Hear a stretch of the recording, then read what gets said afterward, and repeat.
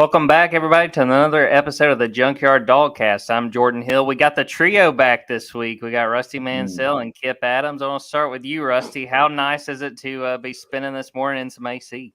Oh my gosh! After last week, I bit off a little more than I could chew.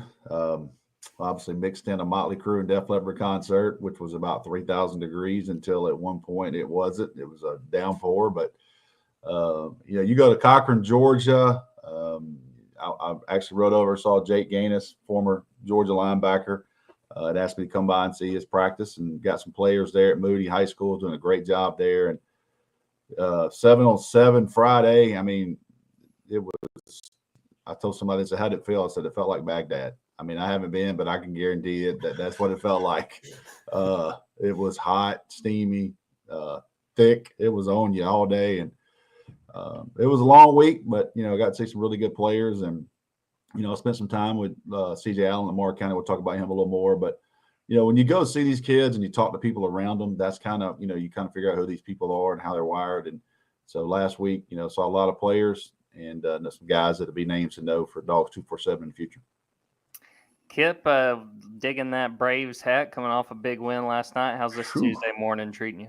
Man, that one was a stressor. I aged about 5 years in that game last night, but it's exciting when it turns out to be a win. But it looked real hot out there. I'll tell you. I mean, just letting the dogs out, just opening that door, it hits you right in the face. So I've been watching the dogs in the backyard instead of going on the back deck. But yeah, it is goodness. I know that my power bill, I don't even want to think about it right now. It's we might have to do a couple more of these podcasts a week just to keep that AC running. But it feels good, man. And yeah, it's good to get these done earlier in the day. We'll probably be a couple beads of sweat going down our face for doing this 2 or 3 o'clock. So, and the Georgia coaches aren't doing what we're doing. They're not relaxing, and they got recruits on campus every day. This is the no off season in college football is more true for them than anyone. And for them, it sounds like it's paying off right now. Yeah, no doubt about it. It has been a very busy week. 3 commits in the last 5 days for Georgia. 5-star cornerback A.J. Harris, got a kicker Peyton Woodring, and then they picked up the 4-star linebacker C.J. Allen on Monday night. Let's just start generally, Rusty, with how big these 3 commits were for Georgia, and just if there is kind of momentum coming off of that, what was a very big week for them on the recruiting trail. Position of need, a lot of humor in the kicker part, and I enjoyed teasing that up when I text Kip, said they're getting a kicker. I think that's probably the longest laugh I've seen Kip send on a text message in a while. He knew the significance of that. But you look at position of need, and CJ Allen's a guy that in state, and I mentioned a little bit about him being wired different. This kid is. I don't want to put the first round label on him, but man, like the Nick Chubb, Roquan Smith, like no nonsense type kid that just really dug into his community and just wired different is the best way to say this, and loves football a hell of a lot more than he does recruiting. And that this day and age, that is a very good trait to have. Called me out of the blue yesterday. I was with my wife and family at the pool for a few minutes, snuck in a little bit of time. And when he called and said, "Hey, man, I'm committing tonight," I was like, "Oh, okay." So I left my wife. She had another car. I was gone.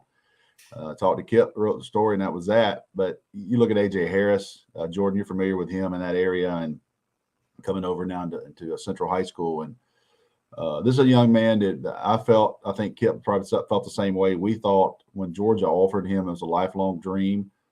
He kind of blows up on the national scene. I remember talking to him the night he got the offer, and it was like the kid was almost shaking. He was so excited about it, but he went through the process. And there was a point this spring that Florida had a very good hold on that one. But credit Kirby Smart, credit Fran Brown, Dale McGee, all those guys for recruiting him and staying on him. But in the end, I think Fran Brown played a very big role in convincing him he was the guy to develop him. I know his dad was very happy with Kirby Smart, Will Muschamp also being there as DB coaches. So you look at these guys, And with Georgia, they're recruiting positions of need. They're not just taking bodies, and these guys have been on their boards for a while. The kicker obviously had to come, work out for Georgia, earn an offer, and that's the way that part goes. And Georgia and Alabama both offered him, and Georgia won in the end there. Yeah, I'll talk a little bit about AJ. You mentioned Rusty. I had a chance to cover him, when he was in high school. And it's funny, when he kind of came on the scene, I remember he was at Glenwood, which is a private school in Alabama. And you'll get a few, big-time recruits out of there, but most of it is going to be those public schools, those 5A, 6A, 7As in the state of Alabama. But I remember after his sophomore season talking to his coach at Glenwood, and he was like, man, we got a freak. And you kind of wonder, sometimes you wonder if it's kind of coach speak or they're just talking guys up. I remember looking at his numbers. I mean, he had 4 or 5 kick or punt return touchdowns. I mean, nobody could stop him. And he was just a sophomore. And I was like, okay, this guy might be pretty good. And then he went out west, like you mentioned, Rusty, and he went and participated in some of those camps. And all of a sudden, they were talking about him really on the way to being a 5-star, which he wound up being. And, he was just different. I mean, and to see him come up the way he did. And then, the team he was at, Glenwood in Phoenix City, was one of the powers in private school. And I think they played for 2 championships while he was down there. Going to be really excited to kind of follow what he does his senior year, because all of a sudden he's switching tracks and going to Central Phoenix City, which has been a power, which is where Justin Ross, who played at Clemson, where EJ Williams, who's at Clemson now, have played. There's been a lot of talent out of Central Phoenix City. And I think he saw it as an opportunity to, hey, I want to get better. I want to come to, obviously he chose Georgia, but I think when he transferred, it was wherever I wind up, I want to be ready to go. And I think he's going to get that opportunity from finishing up his high school career at Central Phoenix City. They'll be, state title contenders. It's basically in Alabama. In that Class 7A, it's been Central and it's been Thompson, and those 2 teams have really been the class of Class 7A. So it'll be a good chance to watch and see what AJ is able to do. Talking about the kicker too, I think that we can't really overstate how valuable getting him is right now with Jack Podlesny being a senior. I wrote on Monday just talking about the return in production. And it's a good thing going into this season, that Jack was the only one that kicked any field goals last year. He had all the field goal attempts. He had all the PAT attempts. So you need somebody to be ready to step in whenever he goes on, whenever he moves on. So I think that's a big pickup as well. And then, everything that Rusty has said, and what I've been able to see of CJ Allen, he looks the part. And I was talking to some people DMing me last night, just being like, what do you think about CJ Allen? What are your thoughts? And, basically what I said is when Glenn Schumann and this staff, Kirby as well, I mean, you can maybe poke holes in certain positions. Can you really poke holes in who they want at linebacker? I mean, they've got such a strong reputation, such a strong track record with all these guys they've been able to pull in. And I think that, you have to be really excited if you're Georgia fans and what they've been able to add. And 2, what they may be able to add going forward, because we know there's plenty of guys they're still after, plenty of guys that, before too long we might be hearing announcements from as well. Kip, just what's your thoughts on these 3 guys? Anything that kind of stands out or even just, something we haven't really hit on with what you've seen with these 3? Just overall, just Fran Brown as a recruiter, that was just one of those questions, him coming in from Rutgers. Obviously Georgia has recruited well in the secondary. And I think that was just one of those things where people were wondering, will that be, will Muschamp move over there? What will they do with that position? And, Kirby Smart does his interviews and found his guy, and people, a lot of people may not have heard of him, on the national stage, but now you look at this secondary class and, when he came on board, people were talking about maybe guys trending in other directions, and AJ Harris being one of those guys. I mean, Florida was the school there that had a lot of momentum in his recruitment. And so that was something where Fran Brown came in there and worked on it and got that connection going. And it's pretty clear that AJ saw, the potential to be coached by Fran Brown and connected with him as a recruiter as well in that relationship. And so now you kind of look at the secondary with him and Justin Rhett out of Bishop Gorman in Las Vegas, and that's the foundation for a good secondary class. And we know, that secondary class is not done. When you look at, Daniel Harris, when you look at Chris Pearl, but obviously Jonel Aguero, a guy that we know is going to announce his commitment next month. And so now you start to look at the pieces together with this potential secondary class. It's got a chance to be really special, coming off what we look back and look at is, probably the most talented group, a secondary class that Georgia's ever signed in that 2022 class. And this group has a chance to be really solid too. And I just think if you start to look forward and just look at where recruiting is for Georgia right now, them being further down in the class rankings and adding a guy like AJ Harris and then adding a guy like CJ Allen, now they have the number 3 class in the country. These were guys that they needed to get. I think CJ was a guy that, being in state, maybe some people just assumed that, it'd be a situation where Georgia was the team to beat. But, Auburn, Tennessee, those are schools that really pushed for him and tried to get him on board. And they took those official visits. And still Glenn Schumann, when he starts to key in on his guys, he's kind of tough to beat on the recruiting trails. And it seems like, he's been at Georgia, 6 years now. He's 32 years old, I think. And now he's already got a couple Butkus Award winners, sent 3 guys to the NFL draft. Also got Tate Crowder out there, obviously Roquan Smith. He's the same age that Kirby Smart was when he got to Alabama. So that kind of just tells you where his, trajectory is as an assistant coach. And again, just looking at Kirby Smart and the guys that he picks out for his coaching staff, I think it goes out saying that not only are they probably going to be really elite recruiters, but now it looks like they're pretty good developers of talent as well with guys like Glenn Schumann and Trey Scott. So I just think overall the trajectory for Georgia seems to be going up. And I think there's a lot of recruiting momentum as we start to head to July. I think that commitment list is just going to grow. And I think, their recruiting ranking is number 3 right now. Whether that moves up or not, we're not sure. But we know just for Georgia, things are going in a really good direction with a lot of really talented players. Yeah, you talked about Glenn Schumann's resume. I mean, even as young as he is, it's incredible. I mean, what he's been able to accomplish, the talent, not only that they have brought in, but developed at Georgia. It's been something special. By the way, Glenn Schumann didn't play college football. And that was what he got dinged on early on, from schools. Like, this guy didn't even play. How's he going to coach you? How's he going to know? He played high school football, father, a long-time high school football coach in Texas. Goes to Alabama, becomes a recruiting assistant, student assistant, learns the system. And you guys both know the very first day that Kirby Smart was hired at Georgia, the very first person he put on the road was a 26-year-old Glenn Schumann. I remember going, "What? Who's this guy?" So I mean, now you look at him and what he's done and his resume, all that negative recruiting has been put to the side. No doubt about it. I remember, I think Football Scoop talking about Glenn while he was at Alabama and sort of him being sort of a wonderkind with what he could be when he came to Georgia. And I want to talk too on something that Kip hit on, Fran Brown. When he was hired, I mean, truthfully, I had never heard of him.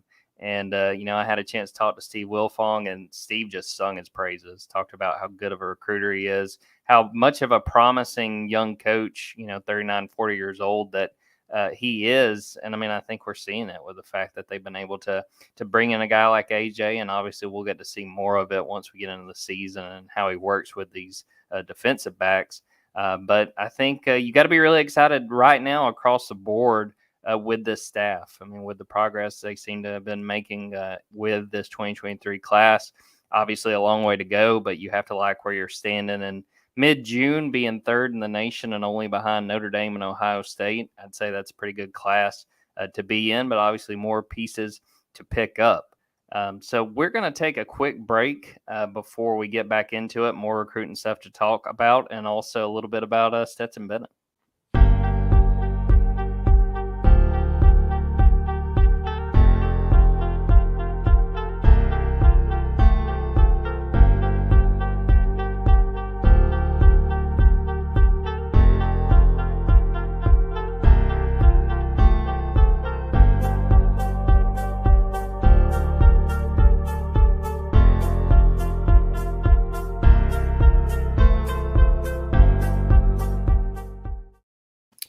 Welcome back, everybody. Well, I think we kind of would be doing the people watching a little disservice if we didn't take a question from the chat. Jordan Harris, who has been watching, I think he's on here about every week. I'm going to throw it to Rusty, and you can kind of tackle this when he said more motive on this week. Rusty, just what do you see just going forward with where Georgia is, and maybe what could be coming down the track? Well, Jordan's the reason we have a job, because this man is on his game today. Jordan, well done. Let me know what type of coffee you're having, Jordan, because I want a cup of that. You bringing some juice today, I can tell. It's hard to say with this Mo, because yesterday was kind of unexpected. CJ had mentioned to me last week that he had set the date July 9th, and he said, look, when I get back from Tennessee, I may do something next week. I don't know. So I obviously didn't report that. I was just kind of on alert if he did. I do think in this it's June 21st. I think between now and say July the 11th or 12th, around there, I think Georgia's going to see some movement. Some guys that are getting closer, and some guys that haven't announced the signing date, commitment date yet. I think there's going to be some movement. So, July, we always talk about, July on Dogs 247 lasts about 3,000 days, but I expect July to be pretty active, and I wouldn't rule out, maybe one or two, maybe one more this month before it ends, but you just never know how things go. These kids come up, these kids are finishing visits. So, this is the last weekend of officials, and then it shuts down for, I think, 5 weeks, Kip, until the end of July. And then me and Kip start working on the cookouts. That's going to be the next day. Who's coming to that? Who's coming to cookout this week? Who's coming to that? Everybody, Florida has one. Alabama has one. Clemson, Georgia, everybody has one. In the past, that's kind of tipped a few things for me. Like, I remember Miles Murphy went to Clemson that weekend instead of going to Georgia, and think, wait a minute, okay. And then a couple of weeks later, he commits to Clemson. So, little things like that you want to watch toward the end of July, but I do think Georgia's commitment list is going to stay pretty active here for the next couple of weeks. If that answers your question, Jordan. And I had one more question: how many wide receivers? I'll help this one. How many wide receivers is Georgia taking in this class? And I think they would like to take 4. I think they would like to take 4. It has to be the right mix. But everyone that follows recruiting day to day knows what Georgia's looking for, and they're looking for dudes, and they're looking for guys that can flat out run. And I think, one thing I saw yesterday, Hakeem Williams measured like 212 pounds this weekend. You're talking about freaking Andre Johnson right there. Size, because I've seen him in person, and this dude is lean. He's tall now. And if this guy goes 212 and in that range, 215, that's a big time receiver. I think Georgia made some ground there with this one. We'll see where it goes. But, we're talking about wide receivers and how many. I think Georgia could take up to 4 if they get the right mix. This day and age, you kind of want to leave yourself, you take 3 and leave yourself some portal room with this one. But we'll see how it goes. But wide receiver is a definite position to need. And I think everybody that follows it day to day understands that Georgia's looking for guys that can freaking run. They're looking for top end speed, and they're looking for game changers. Jordan made sure and said, thanks all for what we do. Thanks, Jordan, for watching, and everybody that's watching, asking us questions. We surely appreciate it. Kip, anything you want to add just on this time of year as far as the recruiting goes? Where Georgia stands, and sort of like Rusty was talking about, what could be coming down the track? Yeah, if you just check out the official visit list on Dogs 247, it kind of gives you an idea of maybe where some of the guys' timelines are. Those targets are taking those official visits for a reason. And if you click on their profile and they're taking 3 or 4 this month, they're probably trying to get this thing done before their senior seasons. I think we're at just kind of the day and age where I think high school coaches are probably nudging them in that direction too.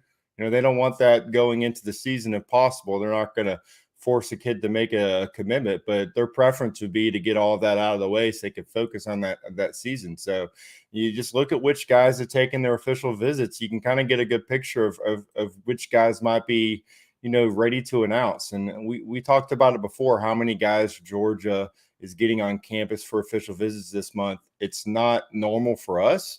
Obviously, last year with COVID, that was unique, but now we're kind of back into the regular cycle. And yet, Georgia's going to have well over 30 guys on official visits already. they're going to save 15 or 20 for the regular season, and that'll be some targets that are continuing to take that process down to probably December. But we got some guys ready to decide, and like Rusty said, the cookout weekend, that's the only weekend you can really have guys in town. And so that's where you kind of have everyone jockeying for position. Maybe you'll have a school, maybe Clemson or Florida program might do something earlier in the week to kind of get out ahead of trying to compete with programs to get guys on campus. But everyone's going to be trying to get the guys there during the exact same days. So it's kind of like, asking people out to prom. You gotta get it in there and hope they say yes. And which guys say yes, which guys are in Athens will kind of tell you, maybe where Georgia stands for them, or, maybe they have some more questions that need to be answered. So, I think that's going to be really intriguing. But I think, as it stands, Georgia's going to go into the season probably with a pretty good chunk of their recruiting class on board. I mean, they got 12 commitments right now. I mean, I think, getting 5 or more guys on board of that class would not be surprising. They're going to be closer to 20 more than likely. And in this cycle, but we don't know what that number is. Only Kirby Smart knows, if he knows right now, just because of, how quickly rosters can change. But if they're going to take 30, 31 guys, they're going to try to get, as many of those guys on board before the season as possible, so they can kind of, minimize. They don't really love guys coming on board for their official visits during the season. Those game day officials, everyone's always looking for which matchup, which weekend will be best, which games are best to see. But I mean, obviously for the coaching staff, they're actually, trying to go out there and focus on the game and compete. So their preference would be, save it till after the season, that week after the SEC championship game. That would, that used to be a huge week for Georgia in recruiting. Now it's kind of all over the place. So we'll just kind of look and see. But I just think it's really intriguing this cycle, just how many guys are on campus for official visits. I just think the decision process has kind of shifted, and it's just really unique for us. So we're not used to having many guys deciding it all right now. We're just used to kind of telling the junkyard, hey guys, these are big boy decisions. The guys at Georgia's recruiting are going to be taking this thing all the way to the end. But now there's some major recruits that looking like they're going to be announcing their decisions in the next month. And I think Georgia's in good shape to get a lot of those guys. I want to shout out, hey, it's Tizzle in the chat, who said, I feel so guilty watching this at work. Thank God I'm working from home now. Don't feel guilty. We're just keeping you guys informed. Yeah, we're just an extra tab. This is work. Yes, you're right. You're right, Rusty. My manager is a UTK fan. He understands. There you go. Another thing that we learned actually yesterday afternoon, kind of switching gears from the recruiting side, is a big opportunity for Stetson Bennett. He's going to be down in Louisiana as part of the Manning Passing Academy. For people who don't know what exactly that is, it's a camp that is put on by the Mannings, Archie, Peyton, Eli, Cooper as well. It's a camp for junior high and high school quarterbacks, and with that, they have college quarterbacks come in and essentially act as counselors. This year, they said that there are 45 counselors. I saw a quote in the story kind of talking about the camp coming up that Archie said that he's getting a little soft in his old age. He's bringing a lot more counselors than he's used to. He's letting a lot of the college quarterbacks get an opportunity to go down there. But they act as counselors. There's also on Friday a competition with those quarterbacks, those college quarterbacks, to show off what they got. So Stetson's going to be one of the guys down there. Obviously, the list of names is very, very impressive. Bryce Young, KJ Jefferson from Arkansas, Will Levis, CJ Stroud.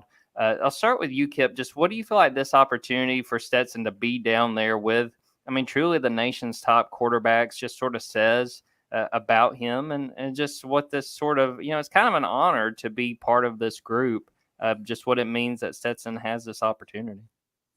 I just want to see if he shows up just wearing that mailman hat, man. I think he's used to this. He's used to just kind of going to a camp and kind of being the guy that doesn't have microphones in his face. Everyone was not rushing to get an interview with Stetson Bennett when he was out there, on the Nike Combine, the Elite 11 competition. he just went out there and competed and then went home, and hope that the film would get to a college coach, that the word would get out on him. He was just trying to go out and compete and get better and try to see what opportunity he can get for himself. And now it's, he's going to show up with a lot of guys that, get the Heisman odds written about him every week, whether it's Spencer Rattler, the guys you mentioned, Hendon Hooker. I think there's 12 SEC quarterbacks out there.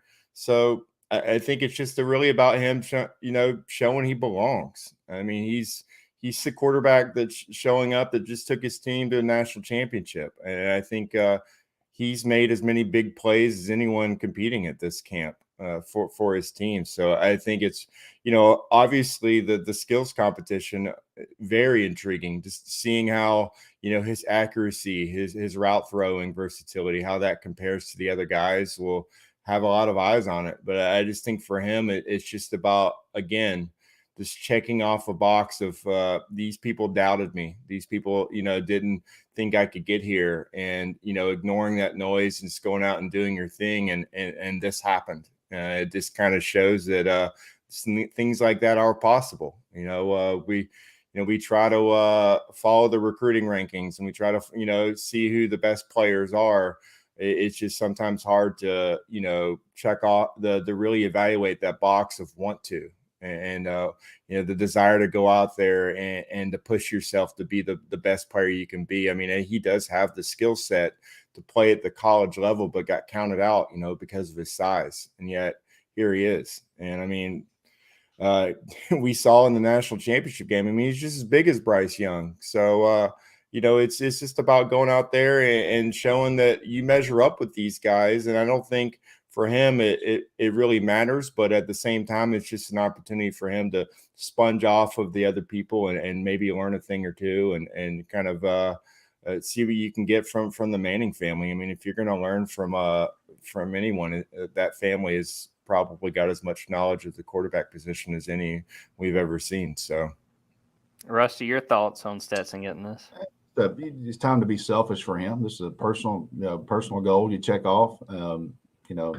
Stetson Bennett, I would tell him that, you're not going to the driving range and out driving Tiger. Play your game. And he's played his game, and he's won a national championship. And, in the second half when Georgia needed him the most, he was 7 for 7 in those 2 drives. And I think Stetson Bennett walks in thinking he's 6'3", and that's what makes him different. I've been around him, had him at 2 MVP camps. He won a top quarterback in Valdosta at a camp we had one time. And I remember thinking, this guy's short, man, and he can sling it. But, I never thought, I'm not going to sit here and say, hey, this guy's going to be the starting quarterback at Georgia. Never thought that. But I knew early, seeing him that, the ball jumps out of his hand a little better than you think. And then, you put the legs part into it. So this is one of those deals that you check off a personal goal. This is an honor for him, and he'll tell his grandkids about this. This is one of those deals good for Stetson Bennett. Go do your thing.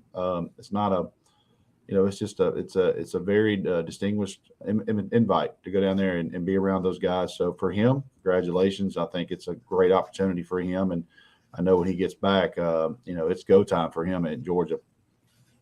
No doubt about it. And I talked about this yesterday on the board a little bit with Stetson. Obviously, he belongs. I think he's earned that invitation. But also, if you're the Mannings, I think it's great to have a quarterback like that in front of these junior high school kids. I mean, we talked about, it's no secret that he was not a highly regarded recruit. And, I think he's a great example for these kids about working hard, about not really, listening to people say, you're not rated, or you're rated this, you're rated that.